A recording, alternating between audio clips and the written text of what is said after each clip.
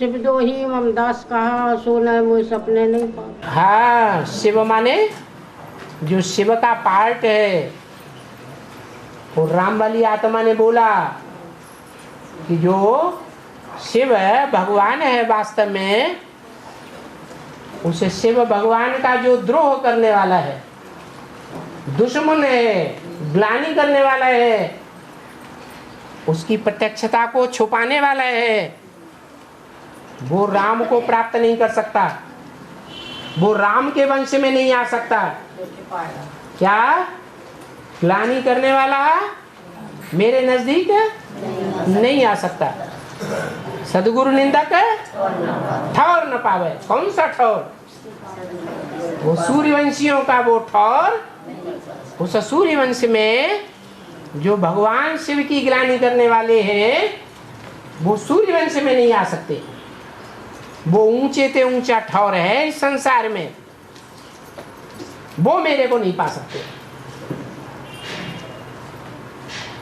बाबा, हाँ, आप कहते हैं कोई परेशानी हो तो पूछना चाहिए बाबा से फोन से। हैं? आप कहते हो ना कोई परेशानी हो तो पूछना चाहिए फोन से। परेशानी क्यों हो? परेशानी तो होनी नहीं चाहिए। परेशानी में रहना है, पर की शान में रहना है, या स्वस्थिति की शान में रहना है? स्वस्थिति की शान में तो है बाबा। तो परेशानी क्यों होगी? नहीं, परेशानी नहीं। जब बच्चा भर्ती था बाबा हॉस्पिटल में गंगाराम में, तो हमने फोन लगाया था बाबा आपको, मतलब तो बहनों ने मतलब बात तो मतलब फोन से हो गई, पर जवाब नहीं आया उधर से कोई। मतलब बच्चा भर्ती हो जाए हॉस्पिटल में और बाबा को फोन लगाए तो बच्चा ठीक हो जाएगा, पक्का है। पेट का दर्द नहीं बंद हो रहा था, पेनक्रिया से दर्द हुआ था। वो आप डॉक्टर के पास किस लिए ले गए थे? 3 महीने इलाज किया, पर अगर आपको बाप के ऊपर विश्वास था तो डॉक्टर के पास न ले जाते? तो बड़ा भगवान आपके लिए डॉक्टर है कि भगवान है? एकदम अचानक दर्द हुआ ना पेनक्रिया का। आपने दोगलापन किया। क्या मतलब? आपने भगवान माना डॉक्टरों को, इसलिए डॉक्टरों के पास पहले ले गए। तो भगवान के पास कहाँ से ले आते बाबा? भगवान को कैसे ले आते? वो तो डॉक्टर भी ले आते हैं सीधे बच्चों को, सबको। आज की दुनिया में भगवान जो है, वो भगवान किसी की बुद्धि में स्थायी नहीं है। आज बुद्धि में बैठा है ये भगवान है, और कल किसी ने कान में कुछ सुना दिया, अरे वाकई ये तो भगवान नहीं शैतान। तो ये निर्मल मन नहीं है। तो बाबा ये बाबा करते रहते थे, करते मुख से बाबा बाबा कहना और अंदर से पक्का नहीं समझना, डॉक्टर के पास भाग जाना। बाप कहते हैं सबसे बड़ा बीमारी का इलाज क्या है, जो अंत में सबके काम आएगा? याद। अंत में न दवाइयाँ रहेंगी, न डॉक्टर रहेंगे, न हॉस्पिटल रहेंगे। अंत में क्या रहेगा? एक बाप की याद रहेगी। तो पक्की याद होगी या कच्ची याद होगी? निर्मल मन की याद होगी या मैल माटी भरे हुए देह अभिमान की याद होगी? तो यही गड़बड़ है। और है गंगा ब्रह्मपुत्र और वरुणा नदी है। गंगा नदी, हाँ ब्रह्मपुत्र हाँ और वरुणा नदी। हाँ जी। 3 नदियाँ हैं, वो कैसी कैसी है?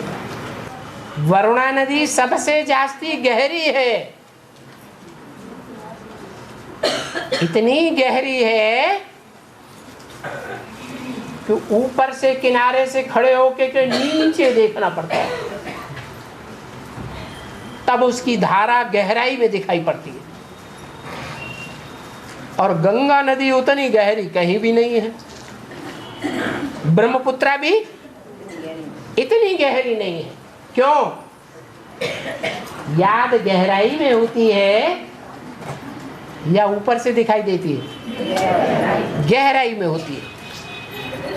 ये खासियत है। याद बड़ी गुप्त होती है, इसलिए उसको नाम वरुणा नदी दिया है। और वो गहरी नदी, योगिनी नदी, गहरे योग में रहने वाली नदी जब गंगा से मिलती है तब गंगा ज्ञान तलवार का रूप धारण कर लेती है वाराणसी में। उससे पहले ज्ञान तलवार का रूप धारण नहीं कर पाती। ये संग के रंग की बलिहारी है। जैसा संग मिलता है वैसा रंग चढ़ जाता है। गंगा नदी बड़ी नदियों में से है और वो बड़ी नदी सागर में मिलती है तो नाम पड़ता है गंगा सागर, लेकिन वो सीधी गंगा नदी सागर में नहीं मिलती है। वो तब मिलती है जब ब्रह्मपुत्र आकर के गंगा में मिलती है या गंगा जाकर के ब्रह्मपुत्र से मिलती है। तब ब्रह्मपुत्र नदी गंगा नदी की जो धारा पूर्व की ओर बहती थी उसको सागर में ले जाती है। ब्रह्मपुत्र बड़ी नदी है, गंगा से भी बड़ी नदी है। क्यों? क्योंकि गंगा नदी तो ऊंची स्टेज पहाड़ से निकलती है, फिर मैदान में चली जाती है, कचरा ढोती है। और ब्रह्मपुत्री नदी तो सदा ही ऊंची ऊंची स्टेज में पहाड़ ही पहाड़ पर बैठती है। पवित्रता की ऊंची स्टेज है। बाद में आकर के गंगा नदी से मिलती है और फिर गंगा सागर की ओर मुड़ जाती है। ये तीनों नदियों की विशेषता है। और हाँ, ये तो खंड नदियाँ है। जैसे वहाँ इम्तिहान 12 मास का होता है ना, है जैसे वहाँ इम्तिहान 12 मास का होता है ना, इंडिया में इम्तिहान 12 मास के बाद होता है। हाँ, फाइनल होता है। हाँ। ऐसे यहाँ भी है। हाँ 9 मास हम पढ़े, बाकी 3 मास स्थापना में है। हाँ, इसको क्लियर कीजिए। 9 मास हम पढ़ाई पढ़े हैं और बाकी 3 मास हैं स्थापना में। माना ये वाणी बोली गई है ब्रह्मा बाबा के जमाने में। ब्रह्मा बाबा जब शरीर छोड़ने वाले थे उन वर्षों में ये वाणी बोली गई। माना 33 वर्ष यज्ञ के जब पूरे हुए तो 11 3 33, माना 3 हिस्सा टाइम पास हो गया, समझा? और 1 हिस्सा टाइम रह गया 11 साल। वो 11 साल जब पूरा होता है तब परीक्षा होती है सन 76-77 में कि बाप कौन। ये परीक्षा प्रश्न आ जाता है, बाप है या चला गया? है तो कहाँ है, कौन है, क्या करता है, नाम रूप धाम गुण कर्तव्य सब बताओ। ये परीक्षा प्रश्न पत्र आ जाता है। तो समझा? 68 तक 33 साल हुए यज्ञ को। वो 3 हिस्सा पढ़ाई चली। उसके बाद 11 साल 68 से लेकर के 78-79 तक ये 11 साल है। बाप की प्रत्यक्षता पूरी होती है और परीक्षा प्रश्न पत्र सबके सामने आ जाता है। अभी समझा? नहीं समझा? 9 महीने कब हुए पढ़ाई के पूरे? हैं 68 में जब ब्रह्मा बाबा ने शरीर छोड़ा, वाणी चली। उस वाणी को किसने किसना समझा?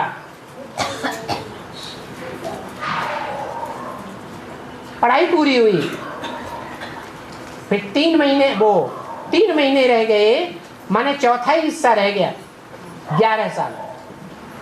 वो 11 साल जब पूरा होता है तो फाइनल पेपर सबका होना शुरू हो जाता है। बाप की पहचान, ये हमारा प्रश्न पत्र है, फाइनल पेपर। इसलिए बोला कि 9 महीने की पढ़ाई है और बाकी हिस्सा है फाइनल प्रश्न पत्र आने का। और आगे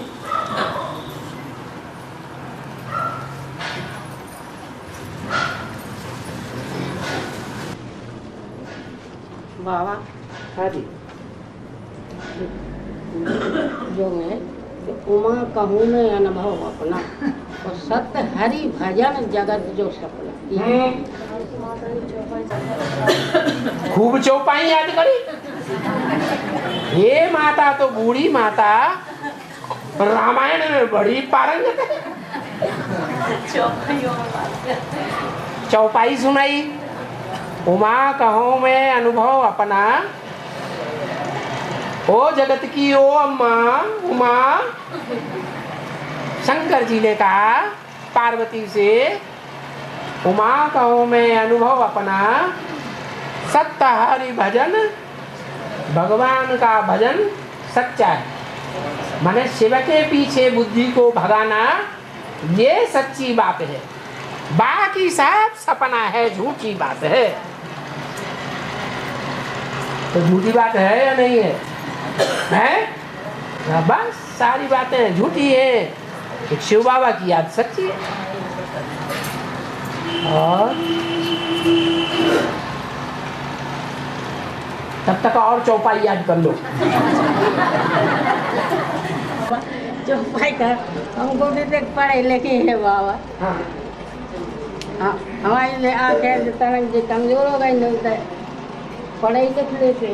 अब वो देखे ही पढ़ पा रहे बाबा, जिसे तुम पढ़ा रहे वो देखे ही पढ़ पा रहे। हल्को ध्यान रहता पी रहा है, जो भी हो रहा है लिखे ही बात। जब कृष्ण का जन्म मथुरा ले रखा, गोकुल ले जाती हूँ, फिर उनको कन्या को लेके आती हैं बसते, तो उनका अर्थ क्या है? कृष्ण को वहाँ से लाते कृष्ण का जन्म होता है, जब होता है, मथुरा ले जाते, फिर लौट के कन्या ले आते हैं। का जन्म होता है तो मथुरा ले जाते हैं। नहीं, गोकुल ले जाते हैं। हाँ, गोकुल में ले जाते हैं। गोकुल से गोकुल माने गौओं का कुल, जहाँ गौओं का कुल है, ज्ञान की जो गौएं हैं, जहाँ उनका कुल का कुल है, पूरा कुल है गौओं का, वहाँ ले जाते हैं। फिर क्या होता है?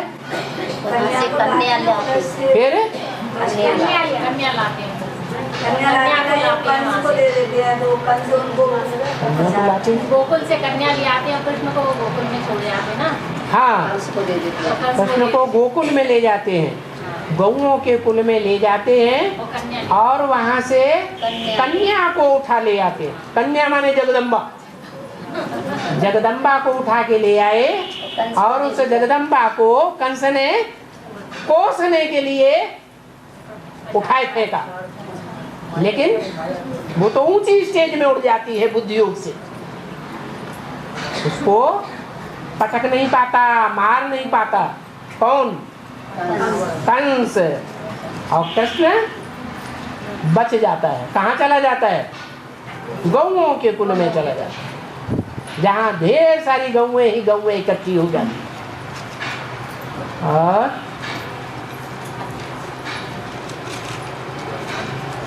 बाबा अब समय हो चुका है। ओम शांति।